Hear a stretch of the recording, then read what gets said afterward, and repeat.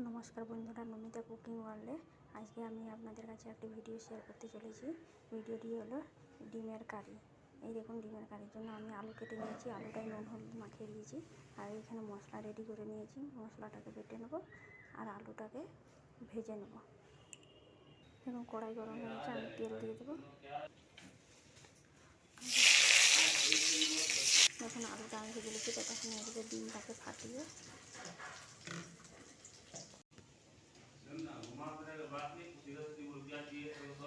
দেখুন ডিমটাকে ভেজে আমি কারি করবো, সেই জন্য আমি পরিমাণ ফাটিয়ে নিয়েছি ডিমটাকে। অল্প পরিমাণ লবণ দিয়ে দিচ্ছি আর দিয়ে দিচ্ছি বেটে রাখা একটু মশলা। এরপরে ডিমটাকে আমি ভালো করে ফাটিয়ে নেব। দেখুন এদিকে লাল লাল করে আলুটা ভাজা হয়ে গেছে, আমি তুলে নিচ্ছি। এরপরে কড়াইতে তেল দিয়ে দিয়েছি, এরপরে ফাটিয়ে রাখা ডিমটা দিয়ে দেবো।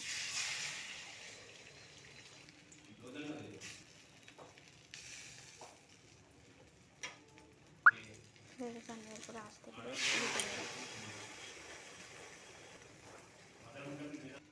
সাইড থেকে আস্তে করে একটু তেল দিয়ে দেবো।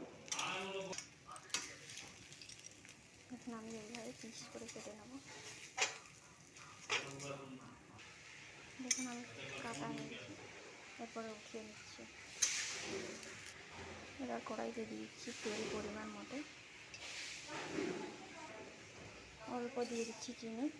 দেখুন চিনির কালারটা বাদামি হয়ে উঠছে। আমি এরপরে দিচ্ছি অল্প পরিমাণ লবণ আর দিয়ে দিচ্ছি একটি কাঁচা লঙ্কা আর তেজপাতা। এরপরে দিয়ে দিচ্ছি টমেটো পেস্ট,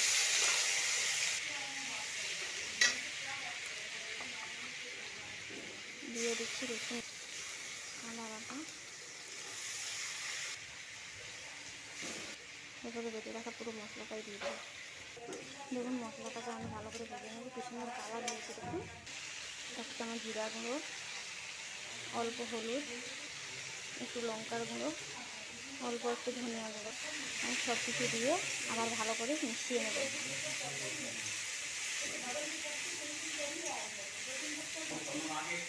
আমি অল্প একটু জল দিয়ে আবার ভালো করে মশলাটাকে ভেজে নেব। দেখুন মশলাটা আমার ভালো করে কষানো হয়ে গেছে, তেল ছেড়ে গেছে। এরপরে দিয়ে দিচ্ছি ভেজে রাখা আলুটা দিয়ে আমি ভালো করে কষিয়ে নেব। দেখুন কষানো হয়ে গেছে, আমি এরপরে অল্প পরিমাণ জল দিয়ে দেবো।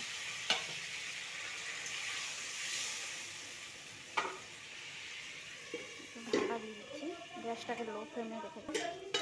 খুলে দিচ্ছি, এরপরে দেখে নেবো আলুটা সিদ্ধ হয়েছে নাকি।